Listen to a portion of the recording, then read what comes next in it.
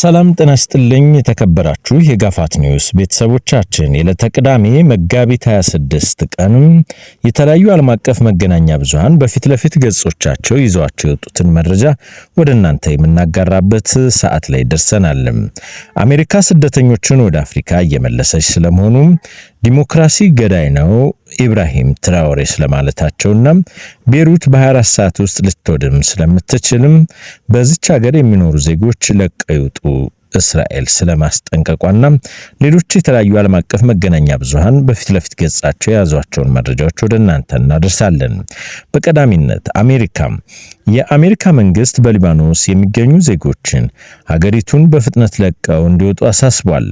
በቤሩት የሚገኘው የአሜሪካ ኤምባሲ በሊባኖስ ያለው የጸጥታ ሁኔታ ተለዋጭና ሊተነበይ የማይችል መሆኑን በመጥቀስ ዜጎች ሀገሪቱን ለቀው እንዲወጡ አስጠንቅቋል።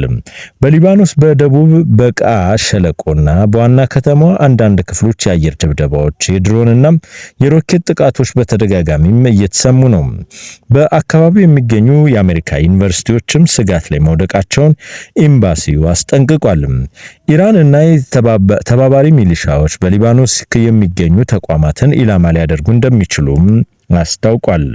የአሜሪካ መንግስት በሊባኖስ የሚገኙ ዜጎችን ያወጣውን ይህንን ማስጠንቀቂያ የአሜሪካ የጦር አውሮፕላን በኢራን ውስጥ ተመቶ ከወደቀ በኋላም የተሰጠ ነው። የእስራኤል መከላከያም በቤሩት አንዳንድ አካባቢዎች ላይ የሚፈጸመውን ድብደባም አጠናክሮ ቀጥሏል። አርብ ዕለት በቤሩት የሚገኙ ኤምባሲ አሜሪካውያን ወደ ሊባኖስ እንዳይጓዙና የንግድ በረራዎችም ክፍት በሆኑበት በዚህ ወቅት ሀገሪቱን ለቀው መውጣት እንዳለባቸው መክሯል። ለመቆየት የሚወስኑ ዜጎች የአደጋ ጊዜ እቅዶችን እንዲያዘጋጁና ሁኔታው ከተባባሰ ደህንነቱ በተጠበቀው ስፍራ ለመጠለል ዝግጁ እንዲሆኑም አስጠንቅቋል። አሜሪካና እስራኤል ከኢራን ጋር ጦርነት ከከፈቱ ከአንድ ወር በኋላም ለቤትነቱ የፈረንሳይ የሆነች መርከብ በሆርሙዝ ወሽመጥ በኩል አልፋለች። ይህም ዓለም በሰፊው ሲመለከተው የነበረው አንኳር ዜና ሆኗል። የማልታም ሰንደቅ ዓላማ የምታውለበልበውና ባለቤትነቷ የፈረንሳይ ሲጂኤም ድርጅት የሆነው ዕቃ ጫኝ መርከብ የሆርሙዝ ወሽመጥን ማቋረጧን የማጓጓዝ ድርጅትም የሚያስተዳድረው ቢኤፍኤም ቲቪ የተባለ ሚዲያ አርብ ዕለት አረጋግጧል። መርከቧ ባለቤት የሆኑ ድርጅት ግን በጉዳዩ ላይ አስተያየት ለመስጠትም ፈቃደኛ አልሆነም።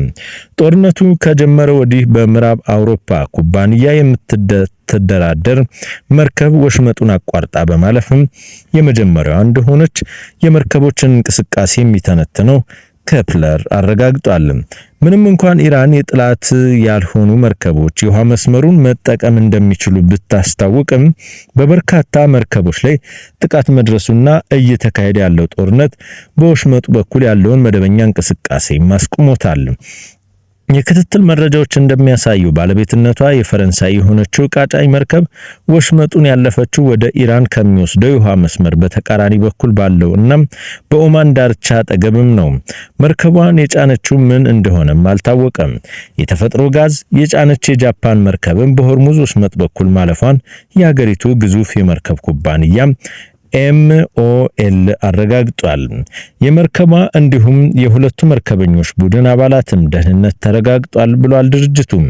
የሰራተኞችን የጭነትና የመርከብ ደህንነት ላይ ቅድሚያ ሰጥተን መስራታችንም እንቀጥላለን ሲሉም አክለዋል። የቡርኪና ፋሶ ፕሬዝዳንት ካፒታን ኢብራሂም ትራኦሬ ዲሞክራሲ ይገድላል፣ የሀገሪቱን ሕዝብ መርሳት አለበት ሲል በቴሌቪዥን በተላለፈ ቃለ መጠይቅ ተናገሩ።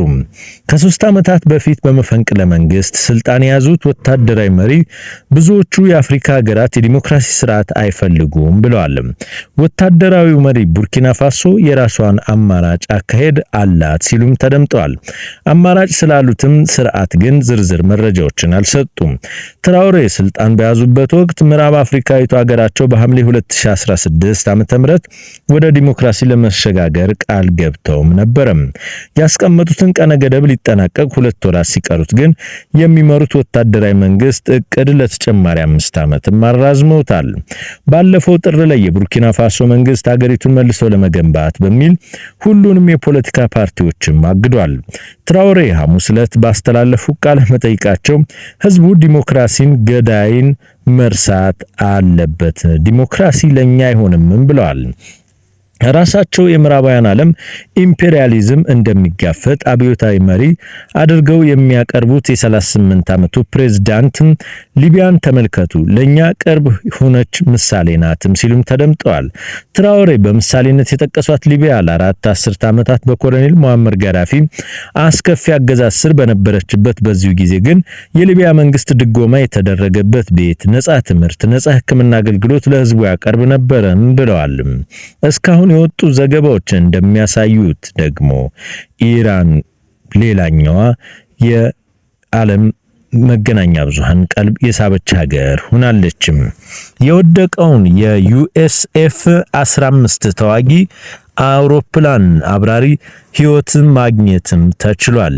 ይህ እውነት ከመሆኑ ከተረጋገጠ አሜሪካም ከ10 ዓመታት በኋላ ባካሄደችው ረጅም ጦርነት ታሪክ ውስጥ በጥላት ጦር ቀጠና ውስጥ ተመቶ የወደቀ ወታደሯን ፈልጎ በማዳን ስኬት ውስጥ የቅርብ ጊዜ ታሪክ ሆኖ ይመዘገባል።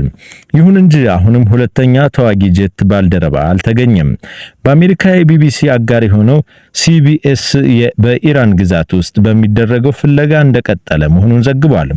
በጦርነቱ ውስጥ ተመቶ የወደቀው ፈልጎ የማዳን ተልዕኮ የአሜሪካና አጋር ጦር የሚሳተፉበት እጅግ ውስብስብና ከጊዜ ጋር ሩጫ የሚካሄድበት ዘመቻ ነው። በአሜሪካ አየር ኃይል ውስጥ ለዚህ ተብሎ የሰለጠኑ ልዩ ወታደሮች ያሉ ሲሆን ለቅድመ ጥንቃቄ በሚል ውጊያ በሚካሄድባቸው አካባቢዎች አስቀድመው ይሰማራሉ። በውጊያው ወቅት ፈልጎ ማዳን ሲባል ምን ማለት ነው? በቀላል ቋንቋ ይህ ተልዕኮ በውጊያው ወቅት ተመቶ የወደቀን አብራሪ ወይም በጥላት ጦር ተቆርጦ የቀረን ሰራዊት የመፈለግ ድጋፍ የመስጠትና የማትረፍ ዘመቻ ነው። ይህም ከተለመደው ሰብአዊ ቀውስ ውስጥ ወይም አደጋ ውስጥ ያሉ ሰዎችን ፈልጎ የማግኘት ጥራትን በተቃራኒው ጦርነት በሚካሄድባቸውና አወዛጋቢ ስፍራዎች የሚካሄድ ዘመቻ ነው። አሜሪካ ከተለያዩ የአፍሪካ ሀገራት የተውጣጡ 8 ሰዎችን ከዩናይትድ ስቴትስ ኦፍ አሜሪካ ወደ ኡጋንዳ መባረራቸውን ተገለጸ። በስደተኞች ላይ ጠንካራ የሆነ አቋም የያዙት የአሜሪካው ፕሬዝዳንት ዶናልድ ትራምፕ በርካታ ስደተኞችን በማጎሪያ ቤት ያቆዩ ቢሆንም በኡጋንዳ ግን 8 ዜጎችን ዲፖርት ማድረጋቸውን ነው የተገለጸው። ይህም ባለፈው ዓመት ሀገሪቱ ከተፈራረመችው ስደተኞችን የማዘዋወር ስምምነት በኋላ የተወሰደ የመጀመሪያው እርምጃም ነው። በኡጋንዳ የውጭ ጉዳይ ሚኒስቴር እንዳስታወቀው አሜሪካ ዳኛ ስደተኞችን ከሀገር መባረር ከጸደቀ በኋላ ረቡዕ ዕለት ወደ ሀገሪቱ መጥተዋል ብለዋል። ሚኒስትሩ ባወጡት መግለጫ ላይ ከአሜሪካ ጋር የተፈራረምነው ስምምነት ኡጋንዳ ወደ ሀገራቸው መመለስ ለማይችሉ ደህንነቱ የተጠበቀ ሶስተኛ ሀገር ተደርጋም ትቆጠራለች ብለዋል። የኡጋንዳ ሕግ ማህበር አሜሪካን እርምጃ አውግዞ ግለሰቦችን ክብር በሚነካ በሚያሰቃይና ሰብአዊነትን በሚያዋርድ ሂደት ወደ ሀገሪቱ መጥተው እንደተጣሉም ገልጸዋል። ድርጅቱ ሂደቱን ሕገ ወጥ ሲል ጠርቶት በፍርድ ቤት እንደሚከራከርም አስታውቋል።